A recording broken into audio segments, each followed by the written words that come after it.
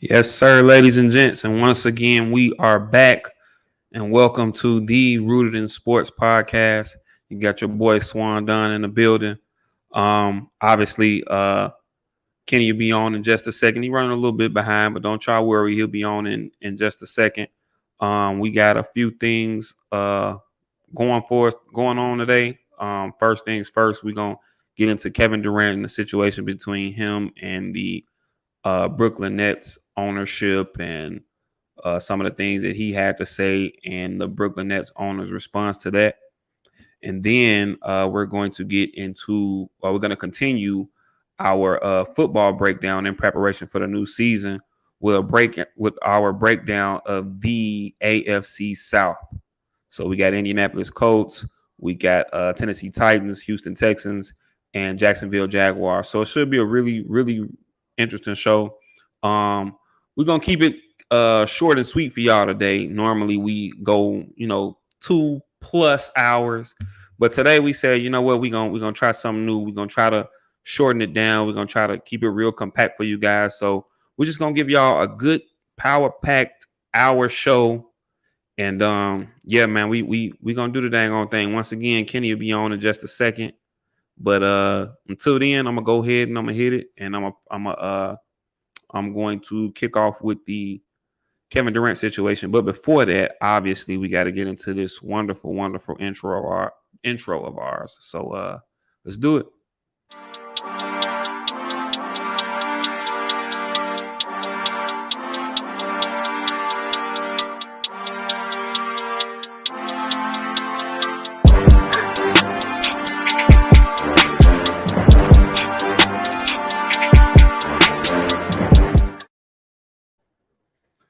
Yes, sir. And once again, just like that, we are back. Um, Will. Looks like my boy trying to get in here. I don't know if I'm gonna give him a second. I don't know if he's quite ready yet. I'm gonna give him a second. But yeah, once again, thanks everybody for tuning in. Like I said, we're gonna get into the Kevin Durant situation real quickly, and then we're gonna go ahead and get into our coverage of the AFC South. So I'm gonna just jump right to it. For those that don't know or that's been asleep to what's going on with Kevin Durant, obviously about a month and a half ago, he requested for a trade from the Brooklyn Nets, and as it would come to pass right now, it seems like he's doubled down on those requests. So apparently he and the Brooklyn Nets owner, I think his name is Joe Tsai or something, I forgot his name, but he and the Brooklyn Nets owner had a meeting in, I believe it was in London actually, because I know Kevin Durant and James Harden were actually out there for a Travis Scott concert. They hung out together, went to the Travis Scott concert, and the Brooklyn Nets owner went out there to meet him. And apparently they had a discussion on the future of the Brooklyn Nets and where Kevin Durant sees his future going. And obviously he seemed to have doubled down on wanting to be traded. And in fact, he kind of gave the Brooklyn Nets owner an ultimatum to where either it's him leaving or it's the Brooklyn Nets GM and coach leaving. Their GM being Sean Marks, and then their head coach being Steve Nash. So real quickly, I'm gonna just give my point of view, give my take on it. Um, I let me try not to be biased because unlike a lot of people, I am a Kevin Durant fan. Um, Going into last season, I probably would have said he was the best player in the world to me. Right now, since the season has ended, I probably, if you put a gun to my head, I'd probably give that title to Giannis right now. As my boy Kenny done hopped on. What's going on, brother? I'm gonna give you a chance to go ahead and get yourself set up and get acclimated or whatnot. I'm gonna just keep spilling on. Go ahead. What's up? What's up, people? But I was just saying, going into last season, I probably would have said Kevin Durant was the best player in the world. Now going into this season, or after last season, should I say, I would probably, you put a gun on my head, I'd probably give that title to Giannis Antetokounmpo. With that being said, I mean, Kevin Durant is easily, top three, no lower than top five players in the league to me.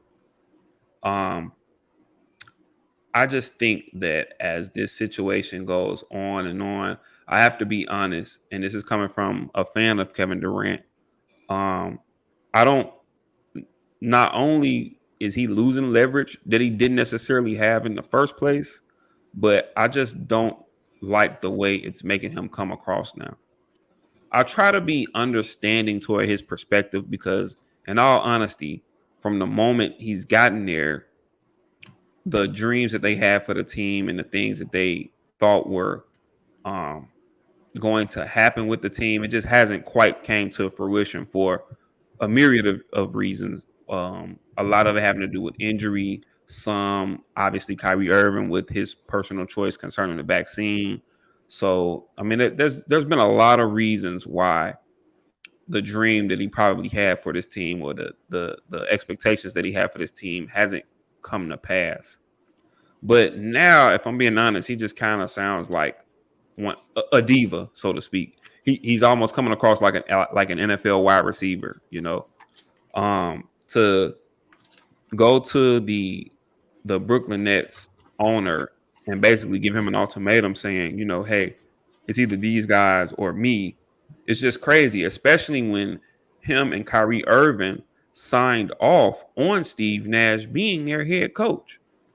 So now it's like you're doubling back and you're just like, you know what? I don't want either one of those guys there. Either they go or I go. And furthermore, Kevin Durant still has 4 years left on his contract. So if the Brooklyn Nets really, you know, wanted to flex, if they really wanted to show their power and really show who's in control, they could literally just stand pat. Now, obviously, they've been fielding calls and they've been well, it's been a lot of rumors around about possible trade scenarios. Um, from all reports, the Brooklyn Nets seem to be asking for a ransom. You know, King's ransom. one report said that they asked Minnesota for Anthony Edwards and Carl Anthony Towns, which is absurd. Obviously, Minnesota's not going to take that. Another report said their initial request to the Boston Celtics was for Tatum and Brown. Obviously, they're not going to take that. And then they revised it for Brown and Smart. I think Brown, Smart, Robert Williams, and 2 first rounders or something like that.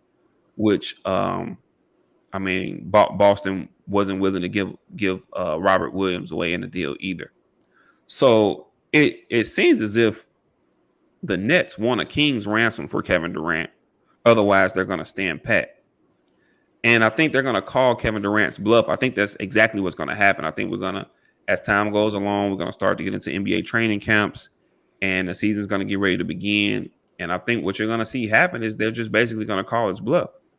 And Kevin Durant isn't necessarily the type of player who will just sit out or pout. I don't take him to be that type of guy because he loves the game so much. So often we hear him say all the time, hey man, I just want to hoop. You know what I'm saying? I don't want to be a leader. I don't really want a ton of say so and this, that, and the third. I just want to go out there and play ball. And I take that to be the type of player he is. And thus, I truly believe that at the end of the day, come next season, unless some, you know, unforeseen offer comes that the Nets accept, I really see him being right back in Brooklyn next year. And in all honesty, if they can all buy in, if this Brooklyn Nets team can all buy in, they're still a contender. If you look at their roster, they're still a contender. The combination of Kevin Durant and Kyrie Irving is still scary. If they can ever get Ben Simmons on the court, Ben Simmons can pay dividends for them because they're not necessarily going to depend on him offensively. But he's an all NBA first team defender. So he can be a great defender for them. And he can be a point guard. He can be a great facilitator and playmaker for them. People forget that Ben Simmons has had seasons averaging 8 to 9 assists a game. He can be a solid playmaker for them with no pressure on him. Play make, move the ball around, and play defense. They went out and got Royce O'Neal in the offseason from Utah, who's another really, really, really solid wing defender who they needed. Obviously, they still have the shooting with Seth Curry. Patty Mills, I believe, is coming back. They should be getting Joe Harris back from injury last year. They still got Nick Claxton there. I mean, there are some pieces there where they can still be really competitive in the Eastern Conference if they can all just buy in. So at the end of the day, I don't blame the Brooklyn Nets owner for coming out and publicly giving his support to his GM and his head coach, because I think it just comes a time where as an owner you just have to take a stand. And I think Kevin Durant will be right back there with the Brooklyn Nets next year.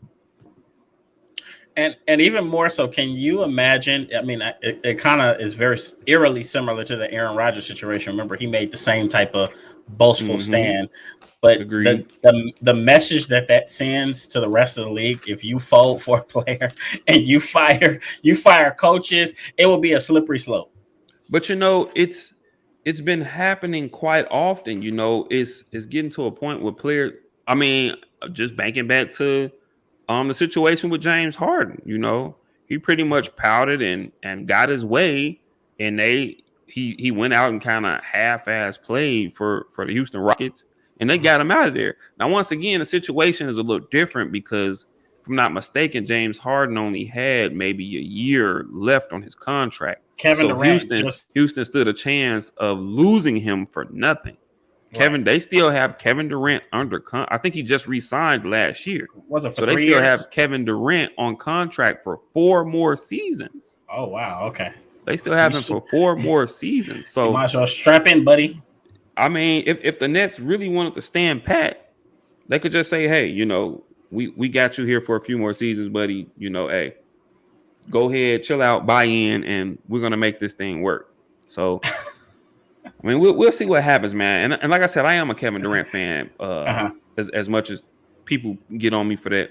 I'm a Kevin Durant fan because I'm a huge fan of his game, Right. But with that being said, I mean, I'd be lying if I said that he doesn't look bad. He doesn't look like he's pouting right now. If he doesn't look like a diva right now, he's already perceived as an extremely sensitive superstar anyway. Well, maybe this just feeds into that. Well, maybe if they move Kyrie, maybe it changes. Because I really don't think he wants to play with Kyrie Irving anymore. I mean, okay, if they move Kyrie, now he's in a situation where it's really just him. He's going to have to be Superman for that team. You know what I'm saying? Because that takes away another option that can create his own shot, another guy that's going to get you 23, 24, 25 a game. And now that allows you as a defense to put all of your attention towards Kevin Durant, and make these other guys beat you. You know what I'm saying? That puts more pressure on Ben Simmons to try to be a more feasible offensive option. And I don't think you want that with Ben Simmons at this point in his career. True. I mean, but I guess ideally, he tells me that every episode. I still gotta come down there. I still gotta come, Kyle. Trust me, I'm gonna make the trip. But I think ideally you want to get a nice draw for Kyrie Irving. I mean, they say the Lakers are possibly still in the market for him, but I don't know. I just think the situation for the culture that they're trying to build with Kyrie Irving, you hear about his contract and he doesn't want to play more than 60 games. Like, that's ridiculous. You can't win with a guy like that, regardless of how talented he is. So I think that maybe that has a little bit to do with it, but he could also be pissed off at ownership too. And he's really I think what's the word Stephen A. Smith uses for him? I think it's mercurial. Like, you just don't know with Kyrie. He could wake up one day and just be like, you know what, bro? Man, it's raining outside, bro. Like, I'm just really down today, bro. I don't think I'm gonna make it. And but he could seriously, like, that's the type of guy he is. Like, he seriously might be like, man, they done reelected Biden. I'm not coming in. Like, that could really happen. Yeah. Well, you know what they say: emotions are in motion. Exactly, man. But yeah, man, I don't want to go on too long, man. I already told him that we were going to try to shorten it up for him. We were going to try to get in a nice hour-long show. We just wanted to tap into that Kevin Durant topic real quick, and then obviously we want to continue on with our NFL preview for the 2022 season, and we definitely wanted to get into the AFC South, which once again you got Tennessee Titans, Indianapolis Colts, Houston Texans, and Jacksonville Jaguars.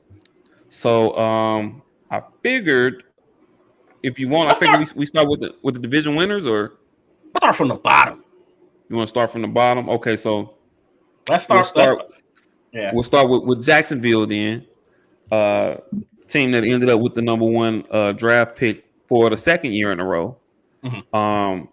They drafted Trayvon Walker, who I think when it happened initially, we both came on and we were talking about, how we weren't necessarily excited for the pick, how it was really kind of a big risk. I guess it's high risk, high reward, but it's a huge risk, but I guess at number one. It's huge risk at number one. But I guess, he went out and he tore up the pre-draft camps and everything, the combine and everything. And, he went number one. Then they also ended up getting Devin Lloyd with the 20th pick, linebacker out of Utah. What I do like, though, is that the Jags were really busy in free agency. They went out and got right guard Brandon Scherff from the I want to say the Redskins so bad from the Washington Commanders. They went and got Evan Ingram, who we've talked about Ingram before. I think he has a lot of upside, but has never fully reached that potential. But maybe in a new situation, we'll see what happens. They got Zay Jones from the Las Vegas Raiders. Obviously, the big signing, Christian Kirk, resetting the wide receiver market. But they went out and got him. They lost DJ Chark, so they kind of slide Christian Kirk right in as what we probably see to be he's probably going to be their number one guy, their ex receiver or whatnot.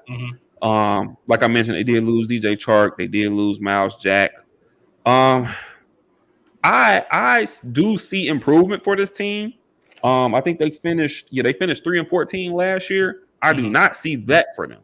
I do think Trevor Lawrence will take a step forward. Hopefully Etienne can stay healthy and play out a full season for them.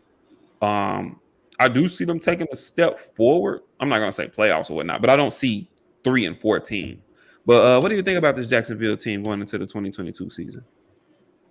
So they're a team, as I've been following. One, obviously some of the things that you just mentioned that they did. He said, "Hey, chill, guys. We're already dead." Some of the things that they've done in the offseason, in the draft, and in free agency, they're a candidate of a team that could come out of nowhere and win anywhere between 7 to 9 ball games. Just one, because as much as I didn't like him because he coached the division rivals to my favorite team, but Doug Peterson's a winner. He's Super Bowl winning coach, excuse me. Yeah, I mean, and even past the Super Bowl, he never missed the playoffs after that. And sometimes with some very injured. Hell, I mean, look at the Super Bowl itself. That was a banged up Eagles team. Doug, make no mistake about it. Lost what would have probably been the MVP that season in Carson Wentz. And Carson Wentz, right? Yeah. So, and a myriad of other positions they were injured at, and you've seen him do that time and time again. Now with this Jacksonville team, they're not devoid of talent. I think they obviously have some weaknesses on the offensive line. I don't know why they re-signed Cam Robinson because I'm like, sheesh. Hey, look, if he get franchise tagged out here, shit, a lot of people need to get franchise tag. But they really are doing their best to make life easier for Trevor Lawrence. The Brandon Scherff pickup was very big. He's easily top 5, if not top 5 guard in the National Football League, especially when he's at his best. Defensively, now we mentioned Trayvon Walker, and here's the funny part. He went number 1 overall, and it wasn't that I didn't like him because I actually was a big fan of his game. He's really good. He's a versatile guy. You can move him inside. He can play some outside. He's even played linebacker. But his run game stuff is phenomenal. His stack and shed, like that's 5-year veteran worthy. You just have questions. The questions is, what will he be as a pass rusher? And to me, I think his floor his floor. This is how talented this guy is. I think his floor is he's a Jadeveon Clowney, a guy that is uberly athletic, but was never able to put those tools together to become an elite pass rusher. I think that's his floor. But obviously on the high end, if he fulfills that potential, who knows? We could be looking at the next defensive player in the National Football League. Robinson looks great in camp so far. They said Ingram has some drops. I mean, I'm not surprised. That's been Evan Ingram, man. He's inconsistent, but I like But I like the fit. One thing we know about Doug Peterson is he's able to get backup tight end some snaps. He's able to do a lot of things. But now defensively, even outside of Trevon Walker, I think Josh Allen takes the next step in his development and maybe it has another double-digit sack season. They had the kid from LSU that they drafted a few years back in the first round, and he just hasn't panned out yet, Clavion Chasen. So don't be surprised if he's on a trade block or he's a trade candidate for him. He could go somewhere else, start over, because he's not going to get snaps over either one of those guys, Trevon Walker or Josh Allen. Linebacking wise, they signed Foye Alakun.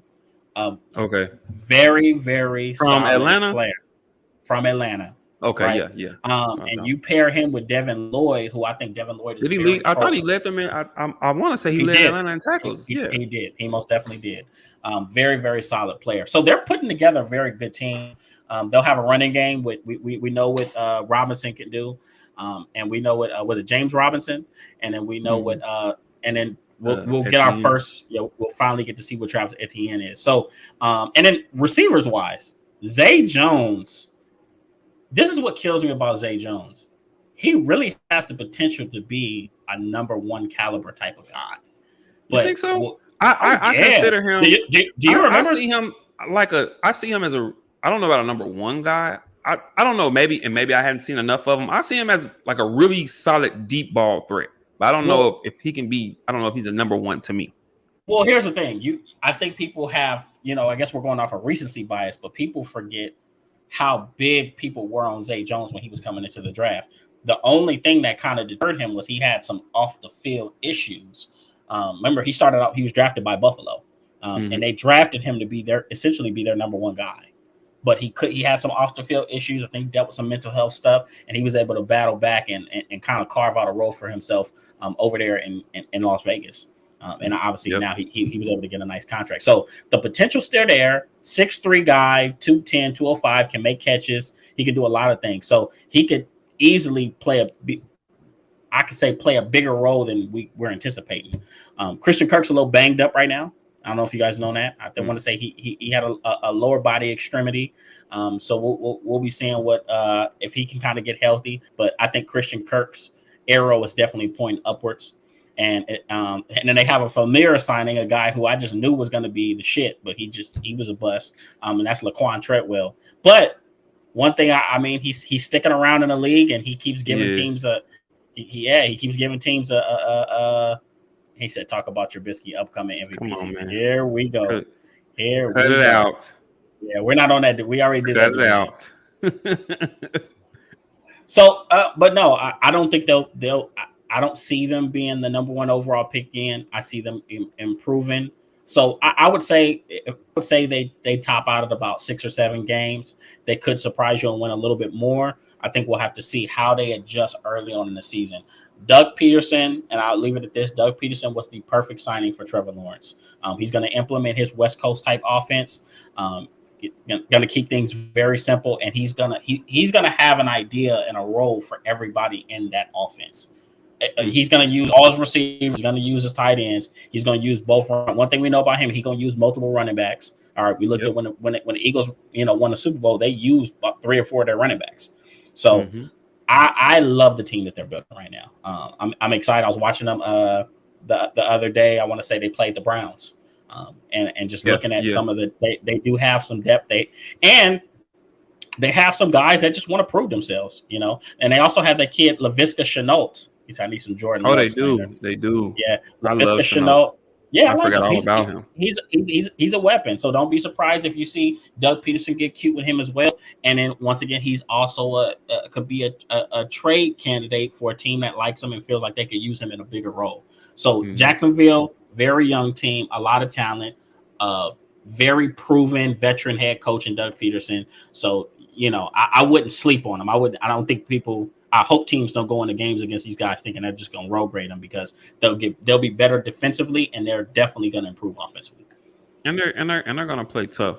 Um, Real quick, what do you see for Trevor Lawrence in his second season in the league? Do you see him taking those progressions and taking a step forward and being a lot closer to the guy that most people thought he would be, being a number one pick season before in 2021? Yeah. I think so. I don't see it being a drastic. I hate to say this, but a Patrick Mahomes esque second season, right? I don't see it Right. being anything like that. Can I see him being this year being like a 24-10 guy? Somewhere up in that ballpark with obviously adding some of the things that he can do on the ground as well. Taking care Yeah, of the ball a little more in taking the care. second season with a higher Yeah. knowledge of or a better understanding of the offense. Doug Peterson being a whisperer for him. Right, 100%. And then obviously them focusing on getting that run game going. One thing I said this when they were getting all these quarterbacks were getting drafted. He said top 10 defense. Hey, don't be surprised. Who knows? Um, but I said this when Trevor Lawrence was getting drafted. Is that I don't see anybody that could have went to that situation and could have handled it with grace the way that he handled it. He was very mature about it. I'm sure he Yeah. got frustrated behind closed doors, but I said that, pre-draft. I said Trevor Lawrence's best trait is that he's very calm, cool, and collected. He doesn't buckle under pressure, and he's a guy that understands how to handle the ebbs and flows of the game. And he was the Word. only guy that I felt was so mature and a consummate pro that he could deal with losing in Jacksonville year one. Similar to how Peyton Manning lost early in his career. Not every quarterback can Hmm. go through that and not have their confidence shattered. So I think he's going through a similar career trajectory. Not saying he's going to be Peyton Manning, but I think he still is well in position to for us to start seeing some of the things that we were seeing from him at Clemson. All right, I agree. I see. Like I said, once again, I definitely don't see 3-14 again. No. I could They're going to definitely be better see this now. team. I think seven's a good number. I think I could definitely see this team getting a solid 7 wins. I think they'll finish third in the division because I think our next team up is probably going to finish last, and that would be the Houston Texans, who uh, themselves brought in a new coach in Lovey Smith, a familiar name. Mhm. But they brought in Lovey Smith. They finished 4-13 last year. Um, they went and got Derek Stingley in the draft with the third overall pick, who I really, really, really like him. Certified Um, stud. yeah. I think he's going to come in and pay dividends right away. They got a lineman in the first round as well. Kenyon Green, guard out of Texas A&M. They didn't do a ton in free agency. They lost Justin Reed, which I think would be a pretty Mhm. substantial loss for them. They didn't do a ton in free agency. They signed Marlon Mack. Um, I think for them, I think this is kind of a trial season in the sense of I think they're really going to try to see, is Davis Mills the quarterback of the future for them. Yeah. And obviously, I don't see them getting a ton of wins. I see right around that maybe 3 or 4 win frame. However, this was a team last year under, I hope I'm saying his name right, David Cullen. This was a David team Culley. last year, David Cully. This is a team last year, even at 4-13. If you watched them, if you They were just watched scrappy. them, you would have never thought they were a 4-13 team. Mhm. They didn't play like a 4-13 team. They were very, very scrappy.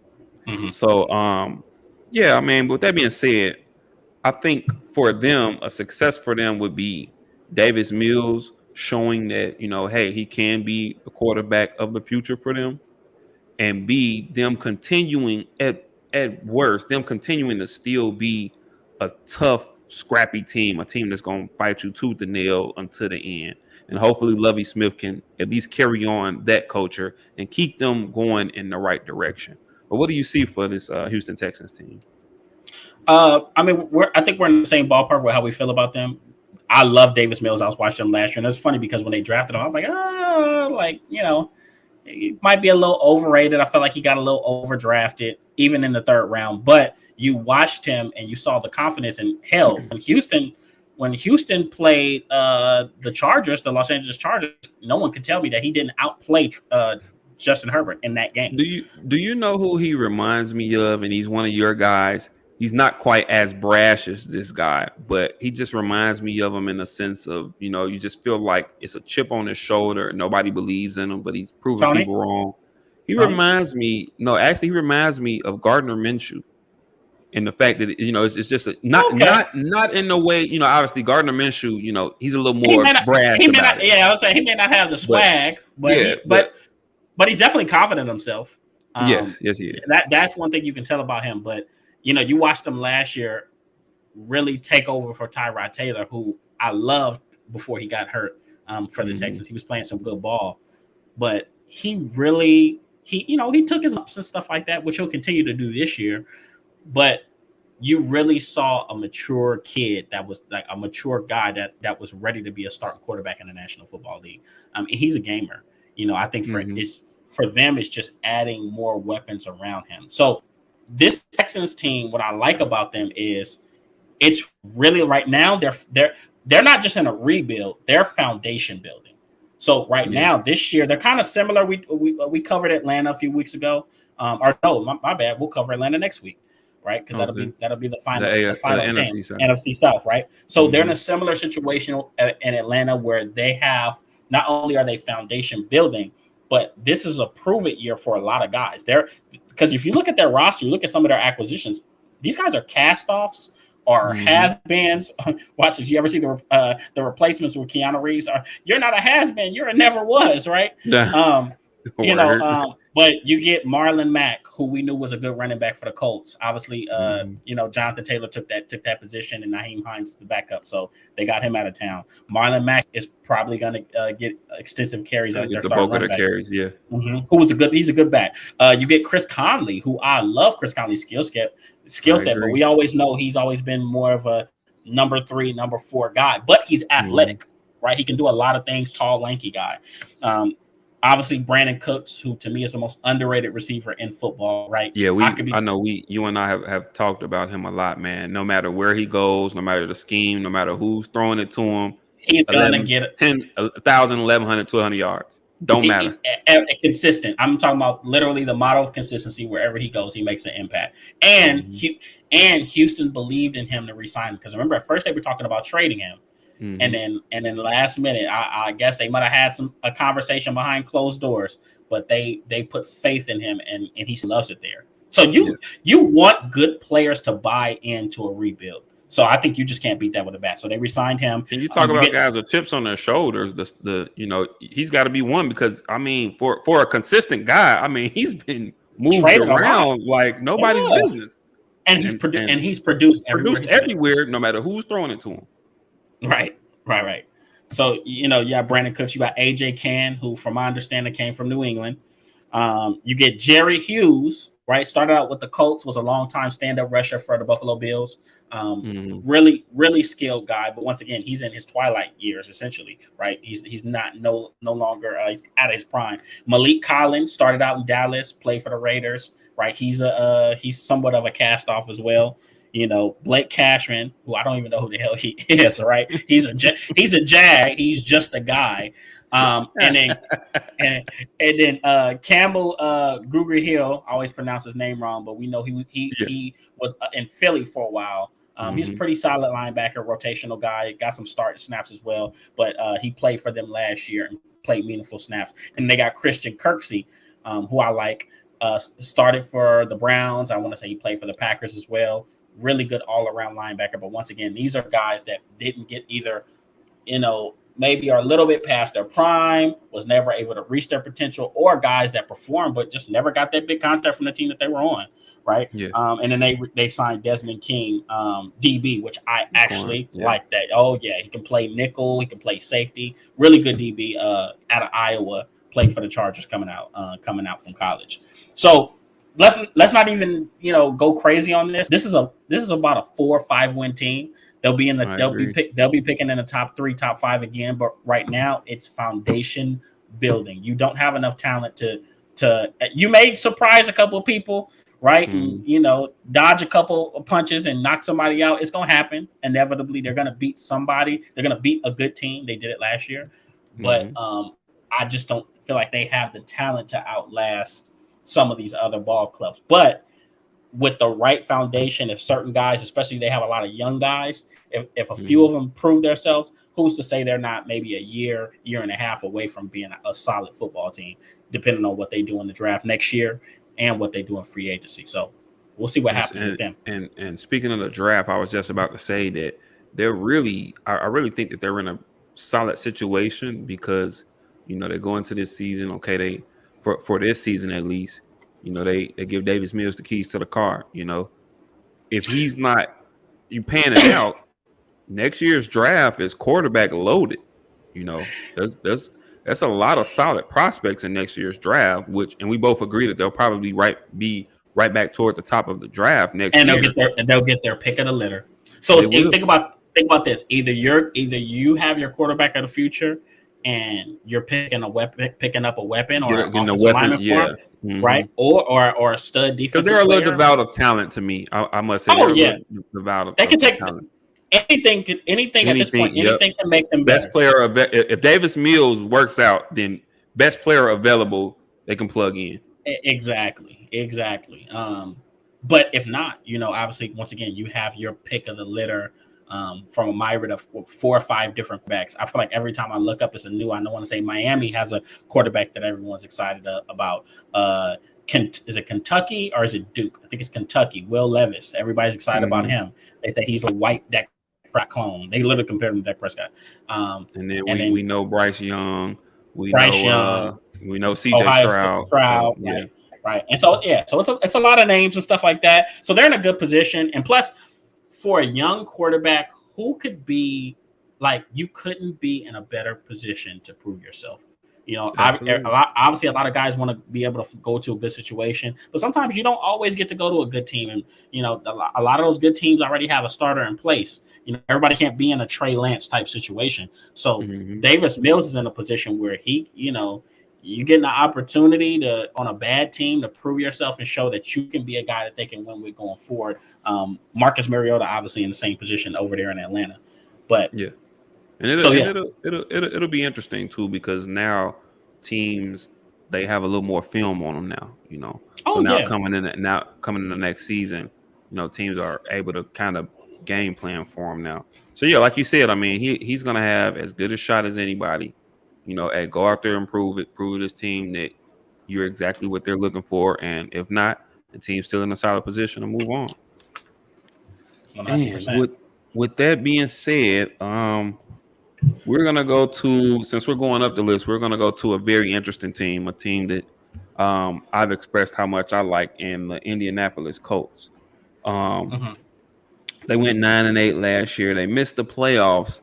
Last game of the season, they were, win and get in situation, and they lost to the Jacksonville Jaguars. They went out there and put up a stinker, and obviously some heads rolled. In particular, Carson Wentz.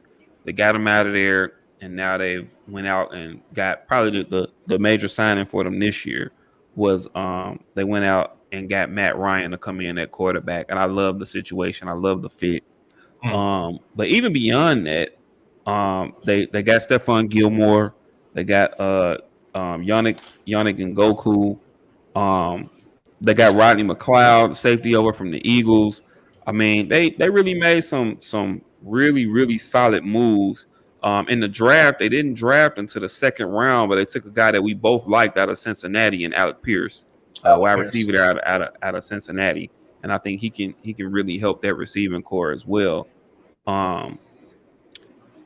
I've already made my feelings known about them. I've already told you that I think, well, they are my sleeper pick. I'm not picking them to get there. Obviously, the AFC is loaded, Mm-hmm. but they are my sleeper pick to make a Super Bowl run, and I think that they will win this division. I think that they'll dethrone the Titans and win this division. But what do you think about them?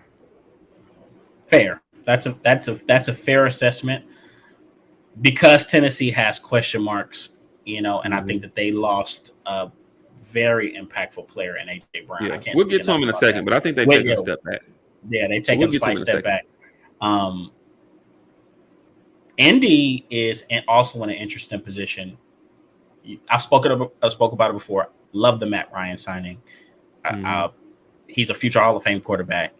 He's coming to a great offensive line. He's coming to probably arguably the greatest running game he's ever had. Bro, Now, I really wish you could have got on Rooted in Sports. And first of all, shout out to the guys that got on Saturday for the Rooted in Sports community on Twitter Spaces. It was live. It was dope. Shout out to those guys. And for everybody that doesn't know, Rooted in Sports, we do it every Saturday, 12 p.m. Pacific, 2 p.m. Central Standard Time on Twitter Spaces. So yeah, it'll be up on our Instagram page. You put it on both of our Facebook pages. We'll drop the link and everything. Hop on and be heard because it gets crazy in there. And last Saturday was no exception. And one Matt Ryan came up, and I just wish you could have been there. But anyway, I'm oh, sorry, I didn't mean to interrupt, bro. But oh go no, ahead. you're good. You're good. You gotta plug the root of the sports community. But he gets a lot of disrespect. But you look at what Matt Ryan has done in his career. We don't look at anybody else's resume and say, "Oh, this guy is an elite" or "This guy isn't a Hall of Famer." He's been pretty consistent year to year. Even his bad years are some quarterbacks' best years Yeah. from a statistical standpoint. But he's coming into a winning organization. First of all, Atlanta did so. You have to do well by guys. Similar to how Detroit did well for Matthew Stafford. They said, "Hey, man, you've served us. You've done well for us. We're gonna go ahead and go to a good team." And this is the same type of deal for Matt Ryan. Now, looking at what they have around him, obviously they have questions at left tackle. They had Eric Fisher last year who came from Kansas City. They lost him, and they'll be having Matt Pryor. He'll be filling in and be left tackle. Still got Quentin Nelson, right? Still got Ryan Kelly, right? The center from Alabama. They still have a lot of their core pieces, but obviously they're doing a little bit of rebuilding on the offensive line. Running back wise, I'll tell you this: they signed a guy who I like, who was actually played for the division rival last year. Philip Lindsay is going to find a role for them running the football. Yeah, right? I did see that. And imagine, I think he can take a little pressure off of Jonathan Taylor, give him some spells from here and there. Obviously, I think Jonathan Taylor is he'll get a prime candidate for Offensive Player of the Year. I'm not going to say MVP because quarterbacks tend to win that, but he's a prime candidate for Offensive Player of the Year going into next year. Oh no, 100%. I think they know that they're gonna run probably a good 55-60% of that offense workload is going to go through him. But Philip Lindsay gives you another proven and capable runner, right? And then Nyheim Hines, from my understanding, they're gonna do a lot more with him in the receiving game, and we know he's like their premier third down back. So they're gonna do a lot of things with him as well. Probably have some packages when him and Jonathan Taylor are in the game at the same time. Defensively, obviously, that is, I want to say, my biggest question mark is how are they going to adjust defensively with the loss of, they lost their defensive coordinator. He's the head coach for the Bears now, Matt Eberflus. Eberflus, right? Yeah. And he commanded a top-notch unit there since he stepped foot. So now they've transitioned to Gus Bradley, and from my understanding, they're transitioning to more of a 3-4 base defense, which could work or cannot work. Obviously now you get Yannick Ngakoue, so now he's a stand-up outside linebacker, and then you have the kid that they drafted last year out of Michigan. I don't know why I'm forgetting his name right now, but he'll transition to more of a stand-up outside linebacker as well. So a lot of changes. They also lost Xavier Rhodes in free agency, which I thought was really good for him. They lost Rock Ya-Sin. They traded him. Rock Ya-Sin, who was starting to come into his own and putting his name in the hat as one of the betters in the league. So really, they lost some. Once again, they got question marks, but all in all, they're about an 11-win team. They'll go back and forth. I think Tennessee could possibly trounce them at least one time, but looking at that, I think they'll split. Yeah, they'll split. But looking at the ball club that they have, they're really in position to make a run. All they needed, which is why they were so upset when Phillip Rivers retired, all they needed was that veteran quarterback that can just manage the game and make the necessary throws when necessary. And I think Matt Ryan will be the epitome of that. And if need be, he can still get you a game or two. He can. He can. And don't let Matt Ryan get in the rhythm. Matt Ryan, he'll throw that mug, right? So and then I can never think of his name. Not Parrish, the other receiver there. You talking about from Ohio State, Parrish? Yeah. I can't think of his name. It always leaves me. You talking about the one that's always been hurt, Paris Campbell? Not Campbell. Michael Pittman Jr. Yes, Pittman. Yeah, Pittman Jr. Yeah. I like him. Yeah, Michael Pittman His name always leaves me. Yeah. Well, I've seen, just think of his father. His father had them big arms. He was running back for right. Tampa Bay. Yeah, he was. Yeah, Tampa Bay. But Michael Pittman Jr. has proven to, I gotta rep my USC guys. My USC guys have been tearing it up. But Michael Pittman Jr. Has proven to be a really solid, really, really good receiver who's only going to get better. And you throw in Alec Pierce. And for the first time, you almost mentioned his full name, but if Paris Campbell can finally stay freaking healthy, apparently they say he looks really good in training camp. And him and Matt Ryan have kind of formed a connection. Paris Campbell's a speed guy. So if you're able to get the most out of him, with two bigger guys in Alec Pierce and Michael Pittman Jr., I mean, hell, you may be on to a little something that you just need weapons to supplement that strong running game with. Jonathan Taylor's built to last. I don't know how long he'll last, but he's built to last. He'll probably have a good 2 to 3 years running and taking on this type of volume. But if you can supplement it, if some of these weapons can perform, I mean, hell, once again, they could be off to the races, especially considering some of the things that they do defensively. Yeah, and I mean this. When you look at the talent around him, I mean, this might be probably the most talent Matt Ryan has had around him since probably that Super Bowl run when they had Julio and Sanu and a couple of running backs there. This might be some of the best talent overall that he's had around him since then. And I don't think, obviously, he won't be asked to do as much because, like you said, they'll probably run 50, 60% of that offense through Jonathan Taylor. So you might see a lot of 220, 30-yard games, and occasionally he will win them a game or two. So, yeah, I see 11-5. But like I said, I do think they'll win the division. I think that as the season goes on, they're going to get stronger and they're going to become a lot more cohesive as a unit. And I think they'll be a scary team come playoff time. I really don't think you want to play them come playoff time because I think they'll be able to run the ball and possibly control the clock and play mistake-free football. And I think they're a really dangerous team. I'm not picking them, obviously. I'm not picking them to go to the Super Bowl.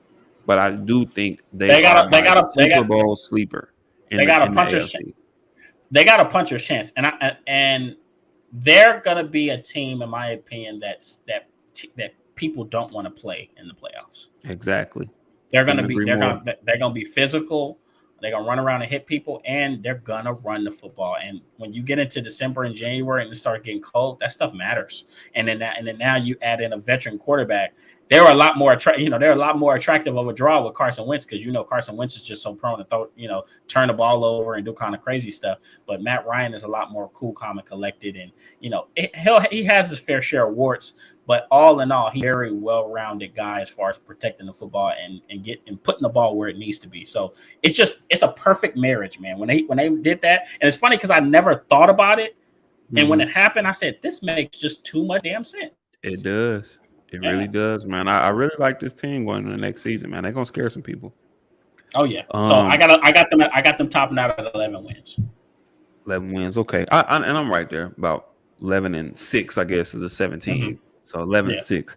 Um, and now to our division winners last year, the Tennessee Titans. Obviously they got one of the. I think we could go ahead and say Mike Vrabel is one of the best coaches in the NFL. Like, Probably and top.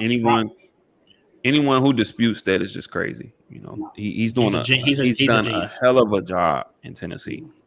Obviously we know about what they lost in AJ Brown. I'm sure we'll get to that in a second. They lost Roger Saffold as well.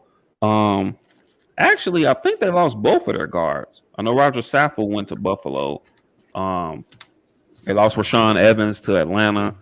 Um, they did sign Robert Woods. He's kind of coming off of an injury, so I mean, obviously talented receiver. You know, really good receiver. You know, another USC guy. But I mean, we'll see what happens. He is coming off of an ACL, I believe, a torn ACL. So we'll see what happens. I think he's going to come right in and possibly be their number one receiver. I know they took Traylon Burks with the 18th pick this year out of Arkansas. Another big story for them too as well is that they did in the third round, they did take this kid Malik Willis out of Liberty. I don't know. I think they've lost a lot. I think the loss of AJ Brown is really, really going to hurt them. It's substantial. I think I mean, obviously, we know the talent that Robert Woods has, but I think they're really going to be dependent upon him a lot coming off of an ACL injury. And he and this kid, Traylon Burks, that they took in the first round there, who I think a lot of people kind of compared him to AJ Brown, kind of a bigger wide receiver. But I don't know. I really see them taking a step back. I really see them right around 500-ish, maybe 8, 9, 9 and 8. It's possible. But what do you think about the Titans this year? Well, right where you sit, and past anything, past what they've lost, and anyone that's been on the sports community has heard me talk about this. I have questions as to if Derrick Henry, how much longer his body will hold up. He's rightfully so. Rightfully so. I mean, especially with running backs, it has to be brought up. He's taken on an exorbitant amount of volume his entire football career, and at some point it catches up to you, especially when you get into the National Football League. If you look at it, for anybody that's watching, look up running backs after they rush for 2,000 yards, right? A good amount of them have a significant drop off, and then you start seeing injuries pile up within the coming years. Guys that never got hurt get hurt, but it's just because it takes so much. And you saw Derrick Henry break his foot last year. People could try to say, "Oh, well, it was just a mishap or a freak accident, this, that, and third." Well, no, it's no coincidence that the year after you ran for 2,000 yards, and I want to say probably took on close to, if not over 400 carries, that your body's like, I don't know about this, bro. So it's a trend. It's a trend that happens with backs who have ran for 2,000 yards. You can't just say it's coincidental when it's a trend that's been happening. You guys, what's his name? Terrell Davis. Terrell Davis was the best running back. Was the best running back on the planet, and he was out of the league in 2 years. Out like two years later, if not like a year and a half. Right? It just the miles that gets put on your body. So for Derrick Henry.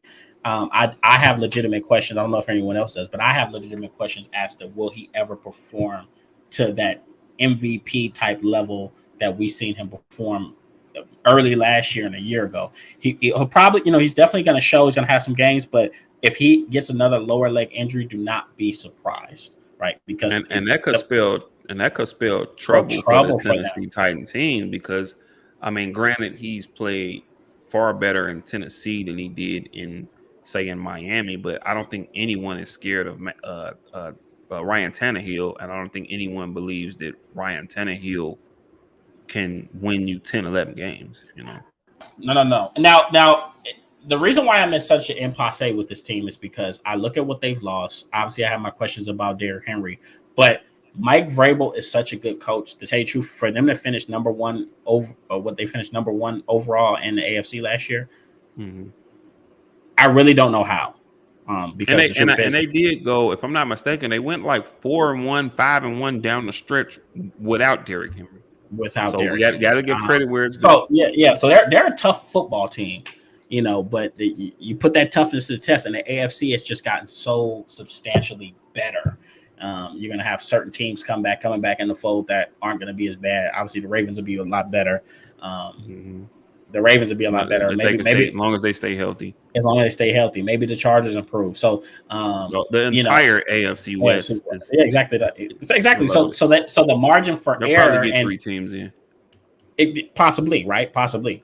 So once again, Tennessee is a team that is going to really have to dig deep to see what they can get, what they can put together this year, because they have talent, but they also have a lot of unproven talent. Traylon Burks, I love him, but do I think that I think there's going to be a lot of growing pains for him? Don't be surprised if he has those games where he doesn't produce much, but I could see him probably mid to late season things click for him, and the game slow down and he starts making plays, because he's a very talented kid. He's a multi-sport athlete. I want to say baseball, basketball, and football. We know how they are. They just move different than everybody else.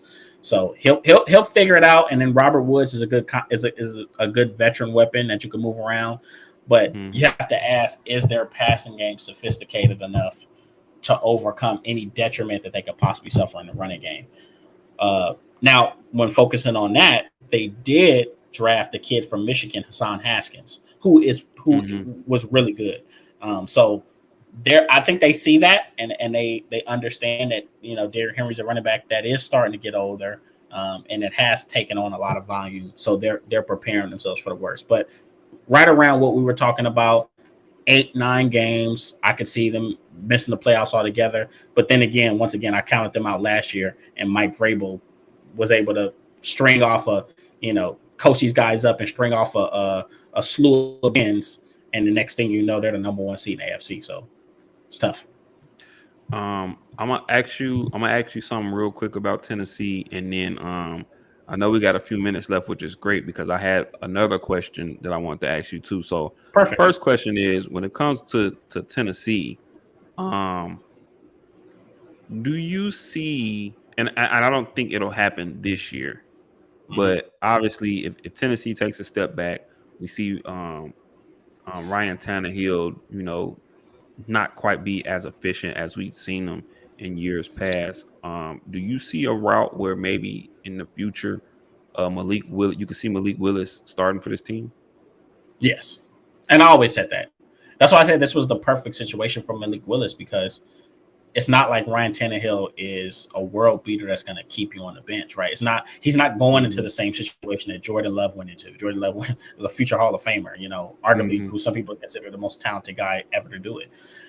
So he's not dealing with that. He's with Ryan Tannehill, a guy who at best is an above average guy who can get streaky and have some big games, but he has all the talent in the world to be that starter. The thing is I never wanted Malik Willis to go to a place where he was going to have to walk in the door and be the guy. I didn't want that for him, because I think it could have shattered his confidence, and it could have ruined him before he ever really got going. He needs that time to really calibrate to the game. But I think once they make that switch and it's his team, and he gets that time holding the clipboard, and the game starts to slow down and make a lot more sense to him, you'll see him take that job and run away with it. All right. That completes our breakdown expectations for the AFC South. Another question? I'm gonna get to it. Okay. It seems as if you and I both agree that this is probably the Colts will probably take the division.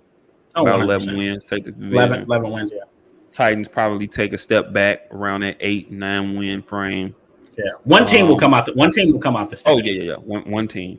The Jacksonville Jaguars will be a better team. They'll be a lot more competitive. 6 to 7 wins there, and then obviously the Houston Texans will probably be near the top of the draft next year. 3-4 wins. But once again, they're in a rebuild.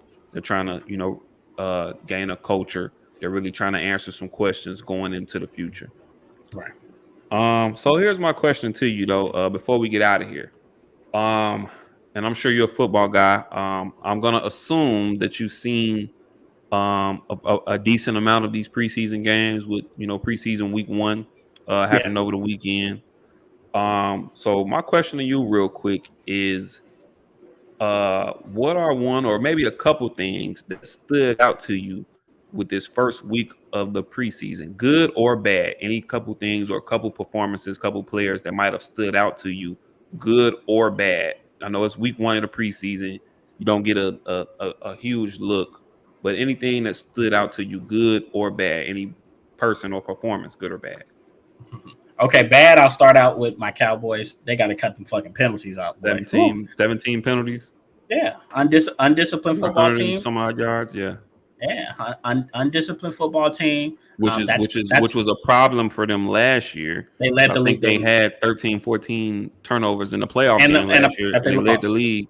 Yeah. And yeah, from my understanding, by a wide margin, they were Hmm. significantly more penalized than everybody else. And that's not just the referees. That's a coaching thing.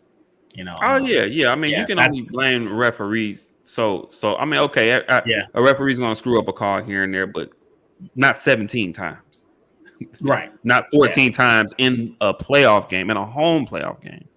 right. So that's going to be something, especially with the talent that they lost. They have to be a sound ball club. You can't be untalented and be undisciplined. You can be Hmm. talented and be undisciplined. You'll still fucking lose in the playoffs, but Hmm. you'll have a chance to win a lot more games. So that's the bad for them. The good, I would say I have two goods. So one good is Kansas City will be okay. It won't look the same. It'll look different. And it may be bumpy at times because they're having things out with what Tyreek Hill provided for them. But Andy Reid is, you've heard me say this, best offensive play caller to ever do it. He's gonna find a way to get the ball and maximize the talent that he has. Got the young kid Sky Moore, who's been my pet cat since the draft. Love his game. Still got Travis Kelsey, and then they added Juju Smith-Schuster, who's a consummate pro and can do everything you need him to do. So the Chiefs will be all right. They look very solid in that first that first drive. Obviously, they Hmm. scored because that's what they do um, Against my Bears. against your Bears, right? But so I would say that another good is some of these rookies are really ready.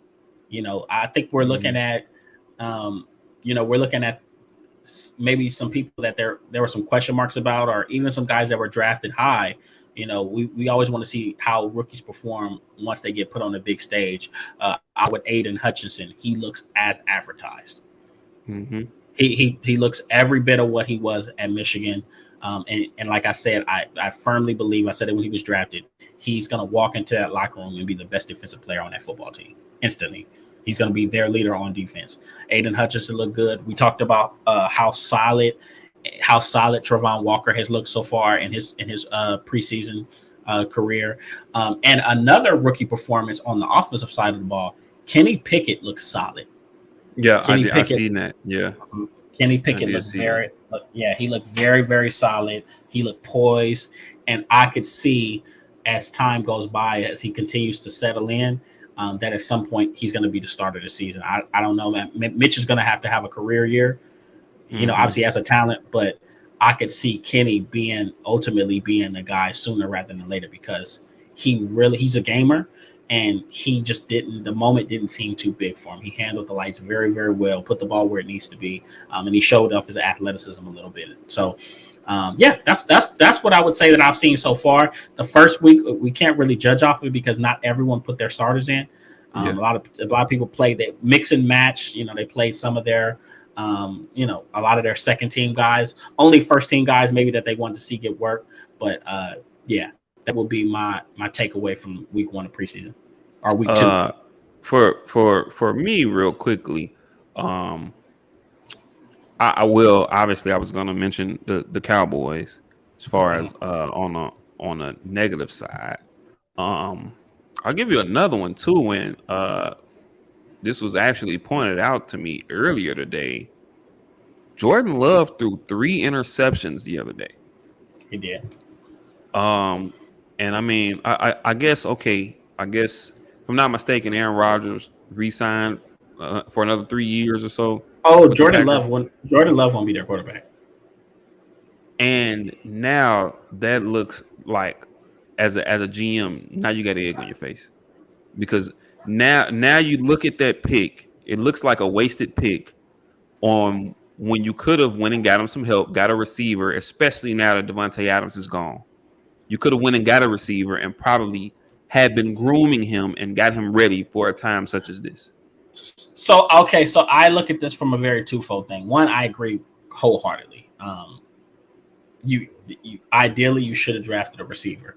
Now, from a business management type of mindset, we know how non-committal Aaron Rodgers has been like the last 5 fucking years. Am I going to play next year? I don't know. It's like every year it's just a question mark. I don't know how long I'm going to play for. I love football, but I don't know how much longer I'll be playing. Right. So very non-committal, which is, I believe, is one of the reasons why Devontae Adams left. He's like, even outside of money, he want to come home and play with friends. But the truth is why would I sign another contract with them for the possibility that you fucking retire next year and leave me here with Jordan Love or any other quarterback So Yeah. from an organizational standpoint, they had to pick somebody. They had to do something, put somebody in place. To have some type of, or to attempt to have some type of insurance in case Aaron Rodgers all but retired. Because the truth is, Aaron Rodgers is never going to win another Super Bowl. He's won one. I don't think so either. That's done. Unless he's won. At the end of his career, he goes somewhere in the right situation. But I don't think he wins another one with the Packers. I don't see it. I just don't think it. Yeah, I think he's his Hall of Fame ticket is punched. Obviously, he's a first ballot guy, won multiple Ps. But I think that's all you're going to get out of him. So the truth is Aaron Rodgers really doesn't have anything left to play for other than the love of the game. True. He doesn't. True. So that front office had to make a move, and unfortunately Jordan Love was it. But you were backing up. The difference is when you're backing up a Hall of Famer, you got to learn everything that you can. And say whatever you want to say about Aaron Rodgers. He sat behind Brett Favre for 3 years. And he learned, and when it was his time to be the guy, he was the fucking guy. Yep, he took it. And Jordan Love hasn't displayed that type of moxie and that type of playmaking ability for you to feel confident that okay, this guy's going to be the future of our franchise. Yep, it's unfortunate. Agreed. And then I had a couple good. One we mentioned Malik Willis not too long ago. I think he looked pretty solid. I think he went about 8 of 14, 8 of 15, a little over 100 yards. He ran in a touchdown. I think he looked solid. And then the Niners have to be excited about what they've seen from Trey Lance as well. He was able to throw a deep one for a touchdown, about I think it was 50, 60-yard touchdown or whatever in the one drive that he played. I think they're a team, obviously, if Trey Lance can be anywhere near what they expect him to be, they are a Super Bowl contender. And so, I think they have to be excited about what they've seen out of him. And then you mentioned Kenny Pickett. I mean, he looked pretty darn good. So, I think those would be my takeaways. And the Steelers are a good quarterback play away from being back in the playoffs. Oh, yeah. They solid with a solid quarterback play. Don't be surprised if they fight for that division. I mean, if they can get Trubisky or whomever, I think they can be right there with Baltimore. Right, or Cincinnati. Or Cincinnati, or excuse me, or Cincinnati. Right. So just to throw it out, the AFC is going to be a lot of fun. Man, loaded. The NFL there's literally about 10 feasible playoff teams, right? Seriously. And the AFC, right? So, so good and bad. Definitely, you guys tune in to week 2, week 3 of the whatever you consider, because the Hall of Fame consider week 1, but tune in for the next week of the preseason and look at what some of these teams do. Obviously, it's going to be pretty short, and before we know it, it's going to be opening fucking week, and we're going to have some, man, I'm telling you, I'm licking my chops right now. I say this, man. I feel sorry for any woman that is vying for my attention. Because if you can't get a hold of me now, when the season starts, whew, you better Yeah, me the wife's already prepared, bro. She's already prepared, man. I hope, yeah, it's gonna be yeah. rough, Just man. be I'm ready still for it. trying to. FYI, I'm gonna get to the uh the Cowboys Bears game down here in Dallas, bro. Okay, I'm and gonna then get there. and then I'm prompted to what I'm going to do because I told myself I'm going to go to multiple games this year. I'm looking at the Cowboys Rams in Los Angeles, which should be Week 5. I'm looking at That'd be a good one. the Week 10 as a Week 10 Cowboys Packers in Lambeau Field. And then obviously I'm looking at the Bears Cowboys. So it's so many. It's gonna be a lot of great games this year, man. So Mm-hmm. I'm excited, man. Anytime football's back, to me, it's the best time of year. You can't beat it with fucking bad. Yeah, it makes the world a better place. Word. And with that being said, guys, as always, that about does it for us today. We said we was gonna go about an hour, went a little over per Well, usual, over right per but usual, yeah. it was great episode today. Great talk today on the AFC South. As always, guys, next Monday we'll be right back, same time. Probably get to the NFC South and might After throw a little that, something in. We'll discuss that. But right back here, same time next week. As I said earlier, rooted in the sports community every Saturday on Twitter Spaces, 12 p.m. Pacific time, 2 p.m. Central Standard Time, and it goes down, people. I'm telling you, it goes down. You definitely want to hop on, even if you don't want to talk, even if you just want to hop just in and listen. listen, just Oh, it just gets heated. it goes down, man. Yeah, And then it gets. obviously my boy with the break room breakdown, man. Anything coming up, anything to be expected? I got an episode releasing tomorrow. Very, very fun episode. For all my people that have never done fantasy, you have questions about Mm. fantasy. I got a really good guest on, fantasy guru, fantasy specialist. One of my good buddies named Jake, and he's coming on and he's breaking down fantasy from A to Z. What you got to do, what type of league, what are the different type of leagues, the basic rules, everything.